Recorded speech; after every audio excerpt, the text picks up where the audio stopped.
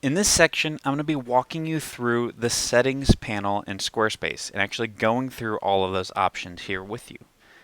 So to start off, I'm just going to remind you how to get back to the settings panel. Basically, that is this little gear on the far left-hand side of the screen. And we're just going to scroll over here, click on this settings. And what you're going to see is it pops up this window where you have this large scrolling box of all of these different options. And so I'm going to go through kind of a handful of these and give you a basic overview. I'm going to spend a little more time on the first two, and then the rest of them I'm going to go through a little quicker. So the first thing you have here is this basic information. And this is one of the most important ones you can really have, because this is the kind of title information on your site. It's a lot of the core information that is essential to your site and essential to Google as well. So I'm just going to go through here and kind of fill this out. So your site title, pick buggy. A bug a day is the tagline. So you have your tagline right underneath it. Here you can add a site description. I don't really have one on hand, so I'm going to leave that blank.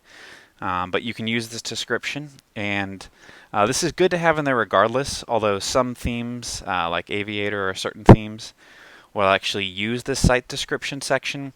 In other themes, it actually will just not appear at all. So it's kind of up to you whether you want to use this or not, and it may be irrelevant depending on your themes. Then some meta description. This is for Google. So basically in one or two short sentences, you kind of want to describe what your site is. And this is helpful for Google when people search it and kind of getting keywords in there. But you also still want to make it legible, because Google, they kind of notice if you just kind of try to cram it with keywords. So you want to actually try to make it a readable sentence as well. So pick buggy, post vintage, VW, bugs and buses daily.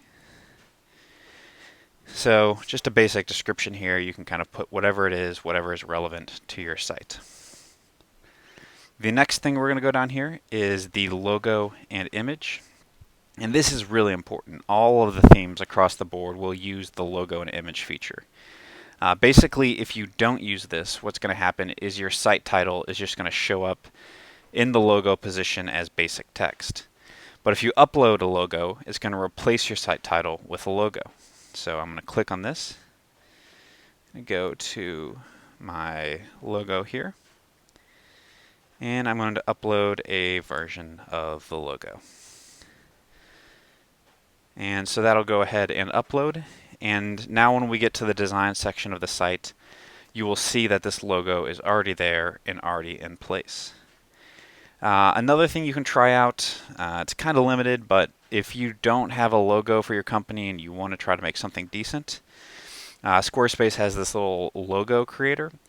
It's pretty basic, but if you don't have a logo, don't have the budget to hire a designer, it's better than nothing. So it's worth trying out. I won't go into it in this video, but you can play with that if you want to.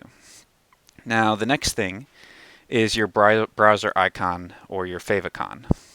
And what this is actually this little, see this little square up here in the top left corner of the screen?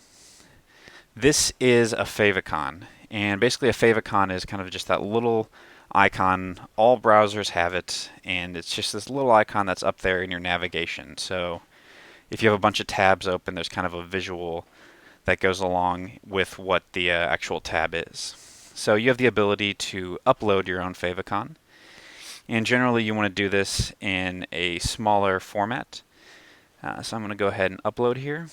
And I have this one right here that's 150 pixels wide. And so I'm going to upload that for my favicon. And we'll see later on that that little gray box, the Squarespace box, will eventually update with this new logo that I have right here. So the next thing down here, site type. This is honestly not that important. I think this is actually more for Squarespace's uses than yours. But you can choose whether it's business, personal, or nonprofit. I'll put it as a business. I'd say it's personal. Then you can go down here to site subject, click a handful of these. Is it fine art, design, photo. So I'm just going to go down here and you can just pick some various site subjects here. Again, this isn't too important, so don't worry about it.